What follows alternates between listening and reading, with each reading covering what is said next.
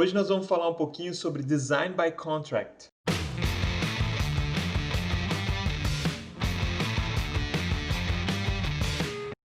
E aí galera, beleza? É muito difícil a gente conseguir lidar com a máquina, mas mais difícil do que lidar com a máquina é lidar com pessoas. Entretanto, a humanidade teve tempo de encontrar maneiras de melhorar as relações humanas. Uma das melhores soluções criadas para a negociação justa entre duas pessoas é o contrato. Um contrato define direitos e responsabilidades suas e da outra parte. Provavelmente você mesmo tem aí um contrato de emprego que te diz quantas horas você tem que trabalhar e quanto o empregador vai te pagar por essas horas. Quando as duas partes realizam o que está definido no contrato, todo mundo se beneficia. A ideia de contrato é utilizada no mundo todo, beneficia todos os seres humanos. Será que a gente não pode utilizar a mesma ideia para as interações entre módulos de software? A resposta é sim. O Bertrand Meyer é um cientista da computação francês que eu já comentei sobre ele aqui no canal. Ele já trabalhou em vários lugares, inclusive na ETH de Zurich. Ele ficou acho que por 15 anos. Ele fez mestrado em Stanford, foi professor também na University of California em Santa Bárbara e atualmente está numa universidade em Milão. Vocês lembram do SOLID, que são aqueles 5 princípios de projeto orientado a objetos? Então, o O, que é o Open Closed Principle, foi desenvolvido pelo Bertrand Meyer. Então, Bertrand Meyer também criou a linguagem de programação Eiffel. E dentro do Eiffel, ele criou essa ideia de Design by Contract, que quer dizer o quê? Projeto por contrato. Então, a ideia do Design by Contract é bem simples, ela é focada na documentação e na aceitação dos direitos e responsabilidades dos módulos de software. E com isso você aumenta a confiança na corretude do programa. O que seria um programa correto no Design by Contract? É um programa que não faz nada a mais nem a menos do que aquilo que foi concordado no contrato. Todo método ou função do programa tem que fazer alguma coisa. E antes dele fazer essa coisa, ele tem algumas expectativas sobre o estado do mundo antes de realizar esta coisa. Então, o contrato, em geral, ele é composto de 3 partes, que são as pré-condições, as pós-condições e as invariantes. As pré-condições são o que deve ser verdade para que a rotina seja chamada, ou seja, são os requisitos da rotina.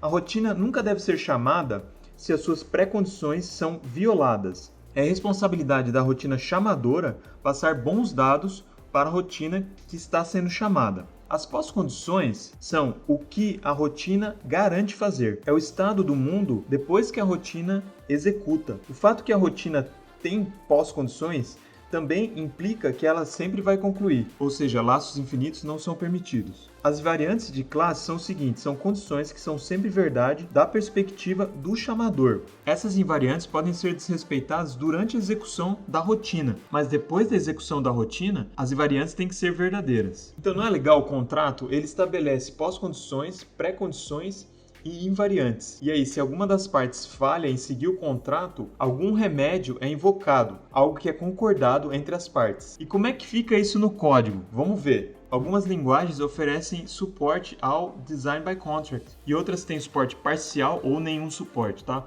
O Clojure é uma linguagem que apoia pré-condições e pós-condições. Então aqui é um exemplo de função em Clojure. Essa função se chama Accept Deposit e ela recebe uma conta e uma quantia que vai ser depositada nessa conta.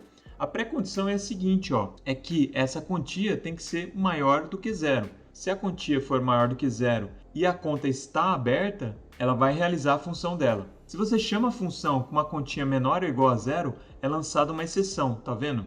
Aqui está sendo lançada uma exceção porque foi chamada a função com uma amount aqui menor ou igual a 0. Ele fala que a assertiva falhou. A pós-condição é que, se foi realizado o depósito, essa transação deve estar no sistema. Aqui também está o exemplo de quando eu chamo a função sem a conta estar aberta. Outras linguagens não têm suporte ao Design by Contract, mas elas suportam outros tipos de cláusulas que podem ser usadas como se fosse Design by Contract.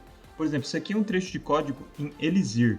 Aqui é o seguinte, eu tenho essas cláusulas aqui que eu posso executar diferentes coisas dependendo de algumas condições. Por exemplo, aqui se eu estou querendo depositar, fazer um depósito, e a quantia que vai ser depositada é maior do que 100 mil, eu posso fazer uma coisa diferente. Por exemplo, aqui está chamando o gerente. Se o amount é maior do que 10 mil, também posso fazer alguma coisa diferente. E quando o amount é maior do que 0, mas não excede nem o 10 mil nem o 100 mil, eu faço o processamento do depósito. O interessante aqui é se o amount for menor ou igual a 0, ele não vai executar a função. Por exemplo, você pode ver aqui vai ser lançado um erro.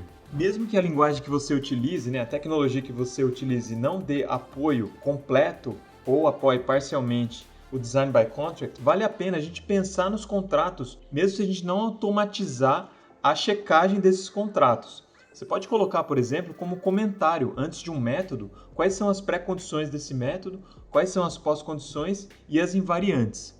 Isso já ajuda a quem for, por exemplo, utilizar aquele método, ele pode olhar a documentação e ver as pré-condições e as pós-condições. Esse tipo de contrato não deve ser confundido com o tipo de contrato que é feito para APIs, por exemplo, utilizando a especificação lá OpenAPI.